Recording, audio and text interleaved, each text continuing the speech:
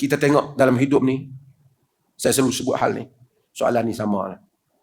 Pertama, kita semua minta Allah muliakan kita. Muliakan bukan maksudnya manusia mulia, Allah mulia. Imam Ahmad disebat dia oleh pemerintah orang Islam, Mu'tasim lagi, yang terkenal membebaskan wilayah Islam daripada membebaskan wanita Islam. Yang disebut, wah Mu'tasimah, wahai Mu'tasim, tolonglah aku. Begitu cemerlang Mu'tasim, tapi tangan dia telah menyebat belakang Imam Ahmad bin Hanbal, Imam Ahli Sunnati wal Jamaah. Dia ada tuduhan Imam Ahmad salah akidahnya. Siapa yang tuduh? Yang menuduh ialah Al-Qadhi Abi Du'ad, Ahmad bin Abi Du'ad. Disebat, orang ramai takut nak tampil membantah khalifah. Imam Ahmad ambil risiko itu. Ketika dia disebat, dimasukkan ke dalam penjara, dilarang untuk dia bercakap. Tidak boleh meriwayatkan hadis, tidak boleh buat kuliah.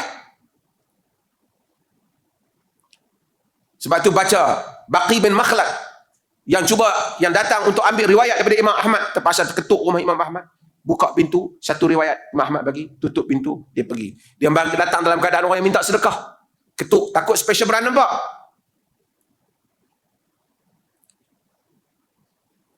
Imam Ahmad kata kepada Baqi bin Makhlad, orang sepertimu, dia kata, aku datang jauh daripada Andalus, Afrika, lebih jauh daripada Afrika. Orang seperti kau ditolong, tapi apa boleh buat dengan keadaan aku? Tapi mati Imam Ahmad sebagai Imam Ahli Sunnah wal Jamaah. Orang menyebut dengan kemuliaan, walaupun dia tidak ada kedudukan pada zaman itu. Ahmad bin Abi Du'ad orang tidak kenal. Orang hanya kenal sejarah dia, menghasut pemerintah, menghukum Imam Ahmad bin Hanbal. Allah memuliakan siapa yang dikehendaki. Nabi kata, alidhu biyadal jalali wal ikram. Kamu sentiasalah mengulangi, senantiasa melazimi ya zal jalali wal ikram. Sebutan ya zal jalali wal ikram. Wahai yang memiliki kemuliaan, wahai yang memiliki yang kemuliaan dan yang memuliakan. Nabi suruh banyakkan, alidhu biyadal jalali wal ikram, ya zal jalali wal ikram. Allah akan muliakan.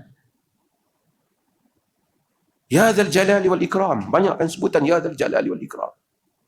Allah muliakan. Dalam hidup ni kita lihat, tuan-tuan tengok putaran macam-macam orang dalam negara kita, ke luar negara. Manusia jatuh dan bangun. Orang-orang yang mencari kedudukan supaya dia dimuliakan dan diingati oleh manusia, kebanyakan telah dilupakan oleh manusia. Sama ada apabila dia turun daripada jawatannya ataupun dia mati, walaupun semasa hidupnya dia mungkin berapa banyak nyawa. Dalam sejarah manusia yang telah membunuh orang berapa banyak nyawa supaya dia dipuja. Berapa banyak harta dia belanjakan supaya dia disanjung. Bila dia mati, dah tak dikenang lagi. Imam Ahmad tidak mau mengambil walaupun satu sen dari khalifah. Tapi dia dikenang Imam Ahmad, Imam Ahli Sunnah wal Jamaah.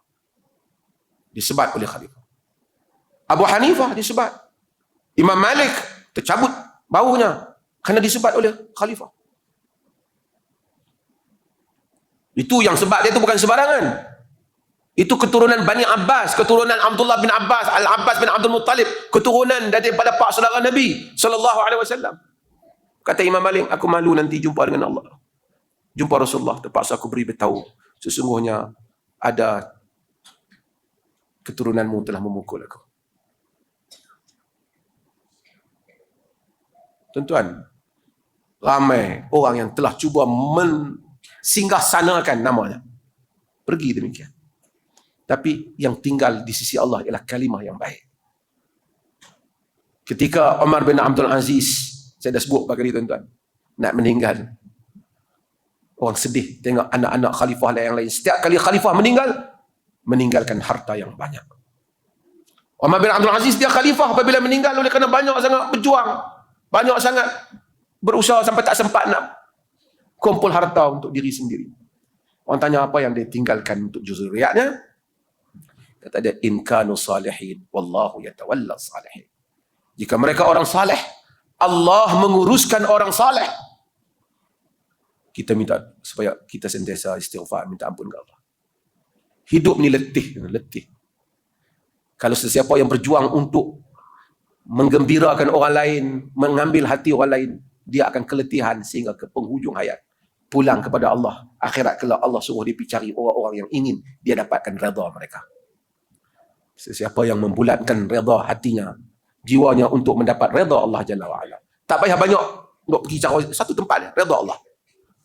Yang lain daripada itu Allah akan uruskan urusan kita. Sama ada kita percaya ataupun kita tidak percaya.